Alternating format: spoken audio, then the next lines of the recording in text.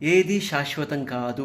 ఈ నిజాన్ని గనక మనం రియలైజ్ అవ్వగలిగితే నథింగ్ ఈజ్ పర్మనెంట్ అని చెప్పేసి మనకి మనమే పదే పదే ప్రతిరోజు లేచిన వెంటనే ఏది శాశ్వతం కాదు కదా, అలాంటప్పుడు నేను ఎందుకు బాధపడాలి, అలాంటప్పుడు చిన్న చిన్న సమస్యలకి నేను ఎందుకు కోపం తెచ్చుకోవాలి, బీపీ తెచ్చుకోవాలి, మనుషుల్ని ఎందుకు హేట్ చేయాలి, ఎందుకు నేను పలానా వాళ్ళని ఇబ్బంది పెట్టాలి, ఎప్పుడు నేను హాయిగా ఉండొచ్చు కదా, ప్రశాంతంగా బ్రతకొచ్చు కదా.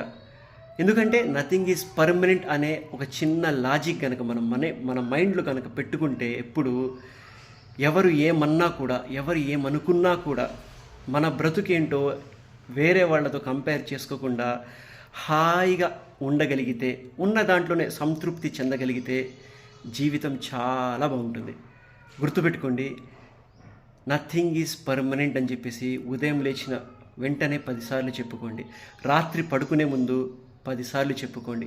హాయిగా పడుకోండి, హాయిగా ఉండండి, ప్రశాంతంగా ఉండండి, మెంటల్ స్ట్రెస్ లేకుండా బ్రతకండి.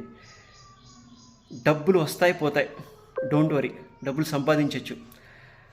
ఏదో కావాలి అత్యాశతో జీవితాన్ని ఖరాబ్ చేసుకోవద్దు.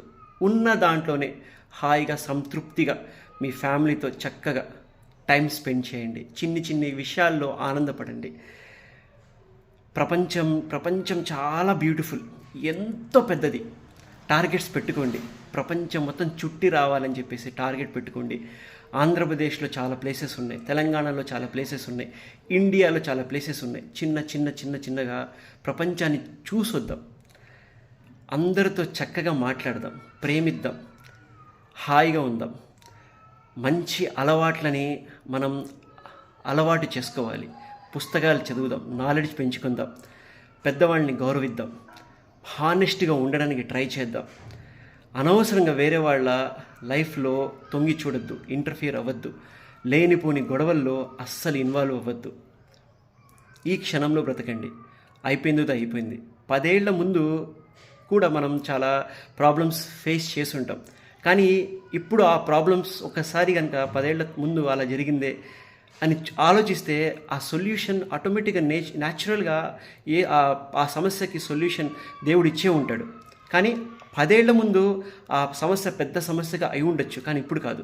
అలానే ఇప్పుడున్న సమస్య కూడా వచ్చే 10 ఏళ్ల తర్వాత మీరు ఆలోచిస్తే ఇప్పుడున్న సమస్య కూడా సమస్యే కాదు. సో నథింగ్ ఈజ్ పర్మనెంట్ అని చెప్పేసి బుర్రలో ఎప్పుడు పెట్టుకోండి.